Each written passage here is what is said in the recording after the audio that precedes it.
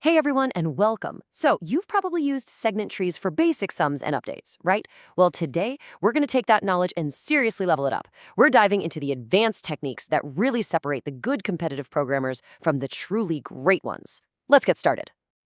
So, here's our game plan. First, we're going to flip our whole approach to walking through the tree on its head. Then, we'll unlock super efficient range updates with something called lazy propagation. After that, we'll get into saving memory and tracking history with dynamic and persistent trees, peek at some seriously powerful tree structures, and then wrap it all up with a solid strategy you can take right into your next exam. All right, first things first. To unlock all the cool stuff we're about to talk about, we have to change our perspective. We're going to stop thinking from the leaves of the tree upwards and instead start thinking from the root downwards. This one shift changes everything. Okay, so a lot of us probably learned the bottom-up way. You change a value at a leaf, then update its parent, then its grandparent, all the way up to the root. It's clean, it's simple for basic problems.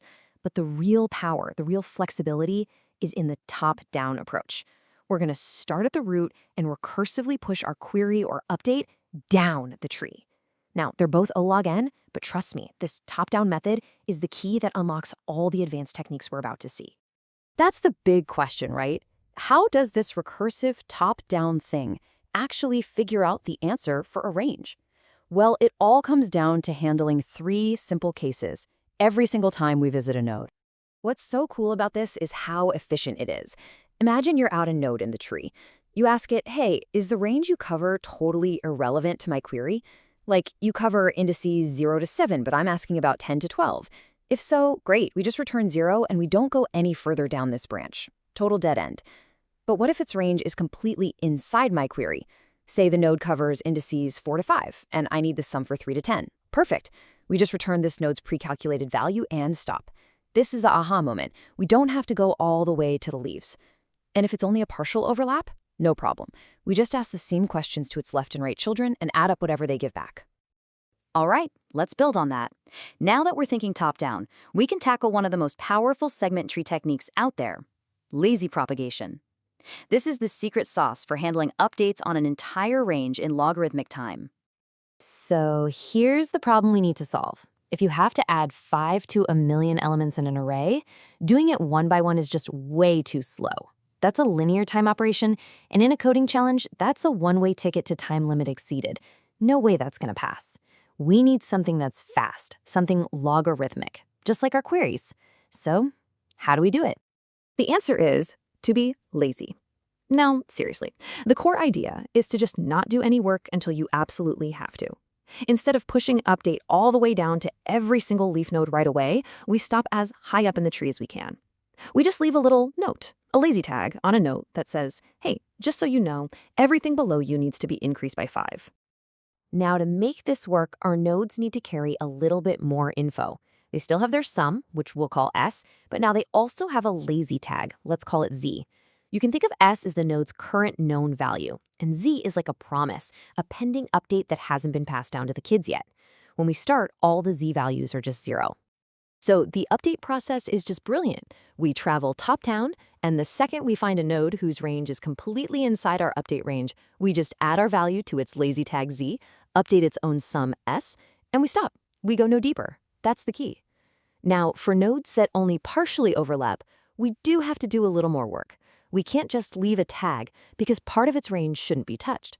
So for those, we first push any pending updates down to the children and then recurse on them to handle the update more precisely.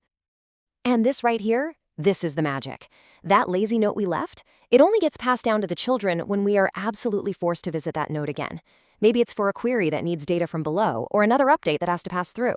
By putting off the work, we skip a massive number of operations, and that's what keeps everything blazing fast at O log n. Okay, next level.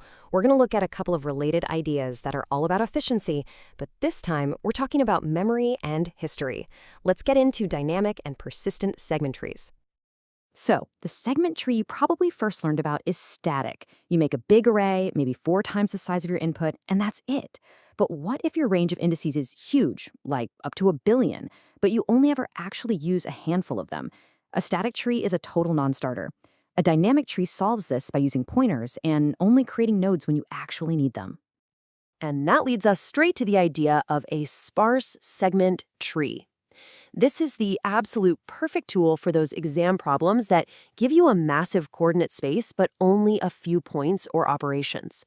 Instead of this giant, mostly empty tree, you just start with a single root and you only build out paths to the elements that you actually change. And man, the payoff is huge. The memory you use is no longer tied to that massive range n. Instead, it's proportional to k, the number of operations you actually do, times log n. So if n is a billion, but k is just a few thousand, you're going from needing gigabytes of memory down to just kilobytes. Spotting this pattern in an exam, huge range, few operations, is the signal to use this and save your solution. Now, once we're building trees dynamically with pointers, we can do something really, really cool. We can make it persistent. What does that mean? It means that every time you do an update, you don't just change the tree, you create a whole new version of it, while cleverly keeping all the old versions intact. It's literally like having time travel for your data structure. So how is this even possible without just copying the entire tree every time and running out of memory? It's a really clever technique called path copying. When we do an update, we start by making a new root for our new version. Then, as we walk down the tree to the leaf we want to change, we only create new copies of the nodes along that one specific path. And here's the genius part.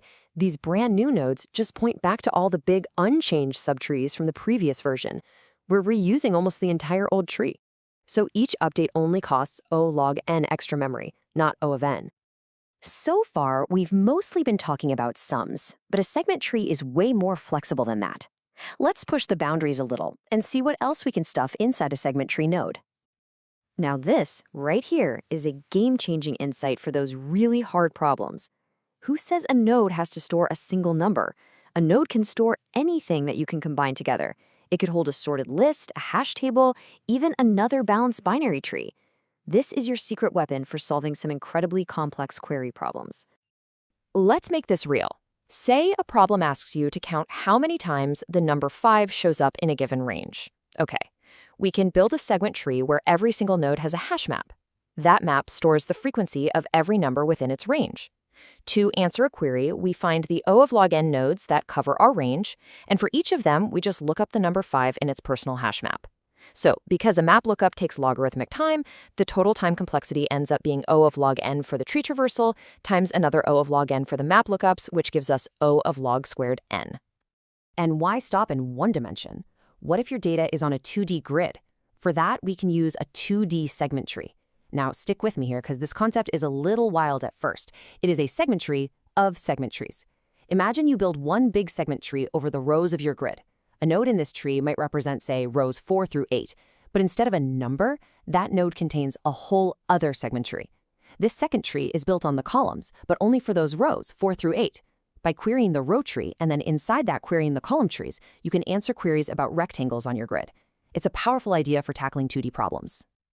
Whew, okay, we have covered a ton of ground. Top-down traversal, lazy propagation, dynamic and persistent trees, even trees of other trees.